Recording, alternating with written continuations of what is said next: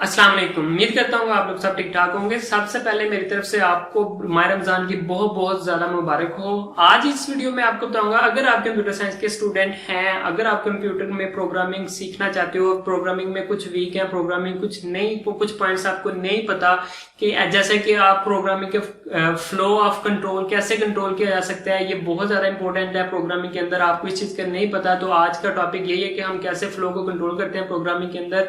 अगर आप ये सब चीजें सीखना चाहते हो तो इस वीडियो को एंड तक लाजमी देखें ताकि आपकी जितनी भी ये जो वीक पॉइंट है वो क्लियर हो जाएंगे। वीडियो स्टार्ट करने से पहले आपसे रिक्वेस्ट करूंगा, अगर आप मेरे चैनल पे न्यू हैं तो काइंडली मेरे चैनल को सब्सक्राइब कर लें और बेल के बटन को प्रेस कर दें ताकि हर न्यू आने वाली वीडियो का नोटिफिकेशन आप तक पहुंच जाए। अब स्टार्ट करता हूं मैं अपनी वीडियो को। जी हाँ, आज हम पढ़ेंगे कि जो प्रोग्राम के अंदर कैसे फ्लो को कंट्रोल किया जा सकता है, वो सारी चीजें हम इसमें लर्न करेंगे। कंट्रोल यानी कि कंट्रोल स्ट्रक्चर होता है क्या है, कि प्रोग्राम के अंदर फ्लो को कैसे कंट्रोल किया जाता है, वो सारी चीजें हम वन बाय वन डिस्कस करेंगे। सबसे पहले हम कंट्रोल स्ट्रक्चर की हम डेफिनेशन कर लेते हैं कि क्या चीज होती है। मैंने यहाँ पे लिखा हुआ है कि what is control structure. Control structure की डेफिनेशन क्या हो सकती है कि जो एक प्रोग्राम है, जो आपने स्टेटमेंट लिखी है, उन स्टेटमेंट को कंट्रोल करना कि किस स्टेटमेंट ने कब रन होना है, यानी कि ये जो चीज होगी ये आप कंट्रोल कर रहे हैं, इस चीज को हम बोलते हैं कंट्रोल ऑफ प्रोग्राम या कंट्रोल स्ट्रक्चर। यानी कि हम अपनी मर्जी के मुताबिक प्रोग्राम को रन करवाने के काबिल हो जाते हैं, इसको बोलते हैं कंट्रोल।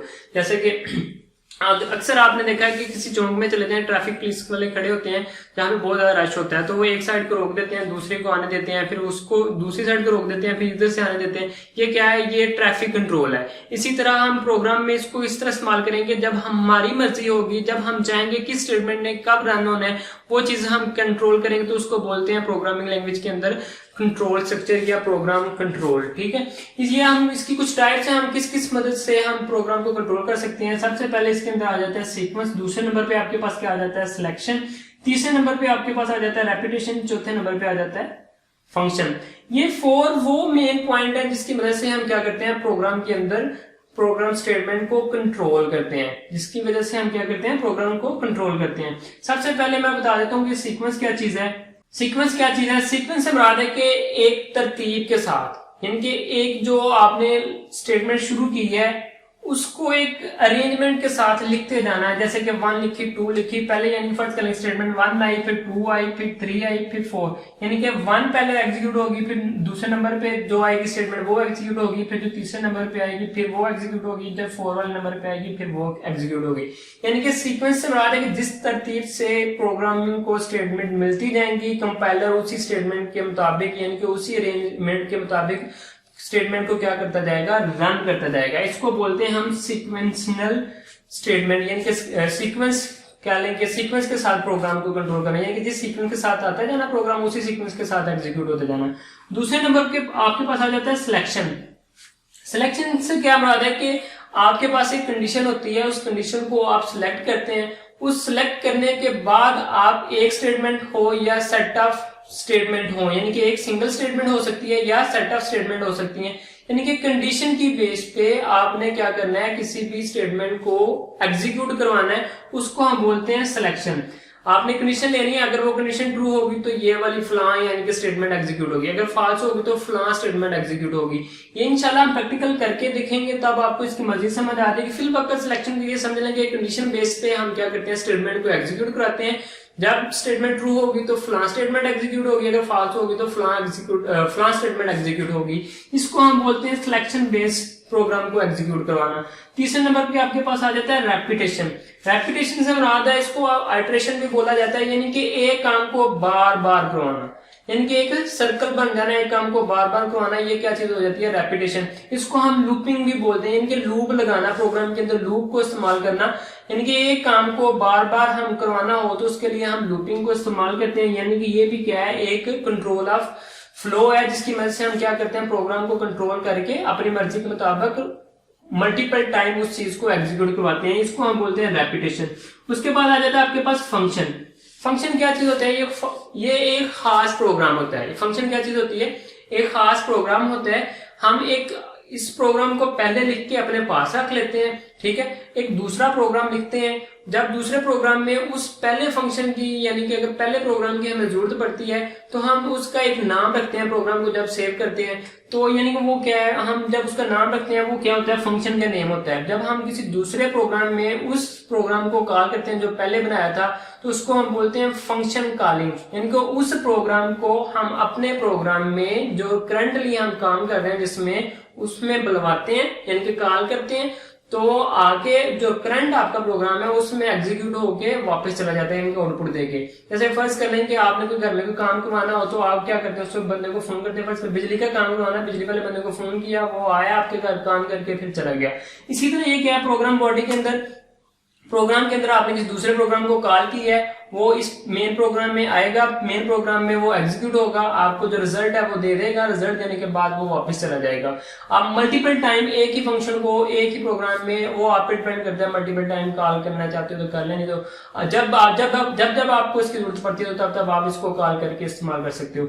ये 4 वो मेन पॉइंट है जो आप क्या करते हैं, पूरे प्रोग्राम को कंट्रोल करते हैं। इनके कंट्रोल स्ट्रक्चर यानी कि प्रोग्राम का फ्लो कैसे कंट्रोल किया जा सकता है, इन 4 मेथड की मदद से आप इजीली क्या कर सकते हो, प्रोग्राम के फ्लो को कंट्रोल कर सकते हैं।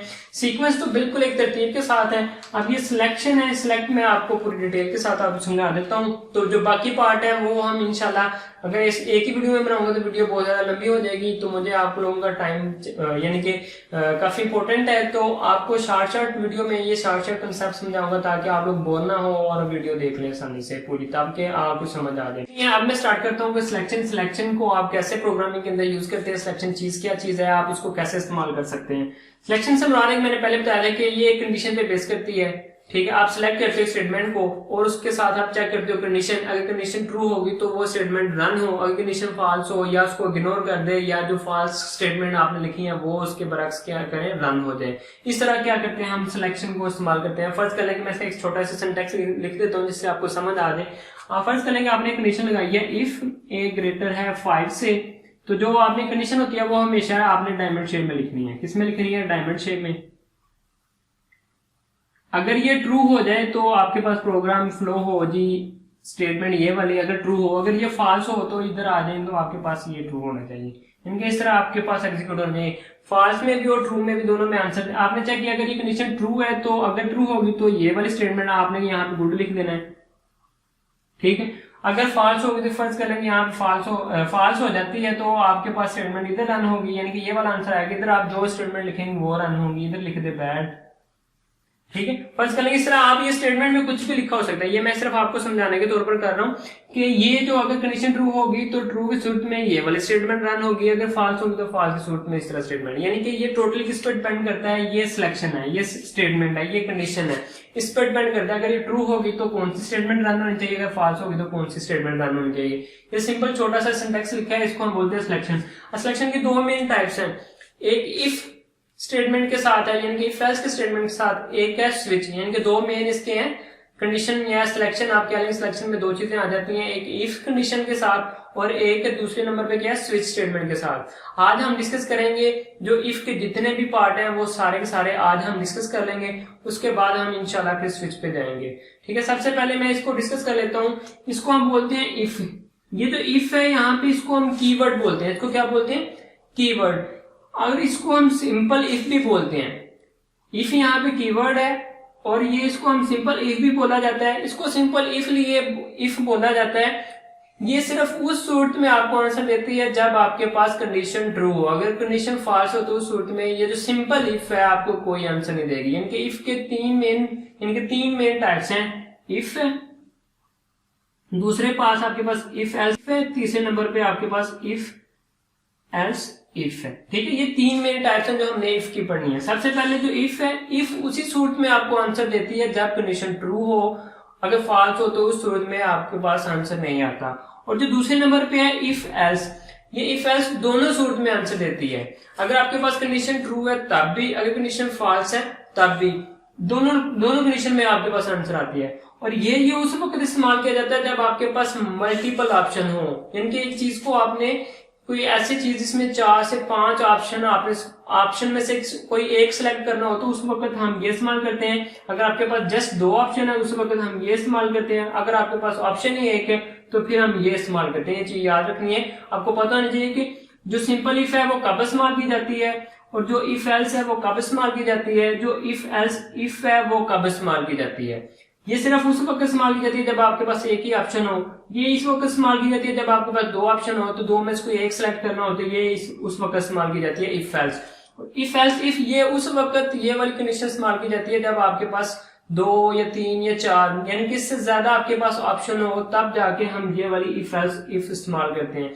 अब इनका मैं आपको एक प्रोग्राम करवा देता हूं ताकि आपको एक प्रॉपर समझ आ जाए कि कैसे रन की ये कहने की कैसे प्रोग्रामिंग के अंदर इस्तेमाल होती है, ताकि आपको इस चीज की समझ आ जाए और सिंटैक्स के साथ और एक एक प्रोग्राम के साथ एग्जाम्पल के तौर पर समझाऊंगा। हाँ, जैसे कि हमने डिस्कस किए हैं कि जो सिलेक्शन की 3 स्टेटमेंट होती हैं, इनके 3 आपके पास बेसिकली 2 मेन टाइप्स हैं, एक इफ है और एक स्विच है। स्विच की मजीद 3 टाइप्स हैं। मैं आप पहली टाइप डिस्कस करने लगा हूँ जिसका नाम है सिंपल इफ। इसको वन अल्टरनेटिव भी बोला जाता है, यानी कि ये सिंपल इफ है जिसको हम बोलते हैं। इसका सिंटैक्स क्या है कि आप इफ लिखते हैं, यहाँ पे कंडीशन आ जाती है, यहाँ पर ये आप क्या लिखते हैं, स्टेटमेंट लिखते हैं जो आपने एग्जीक्यूट करवानी होती है कंडीशन के बाद।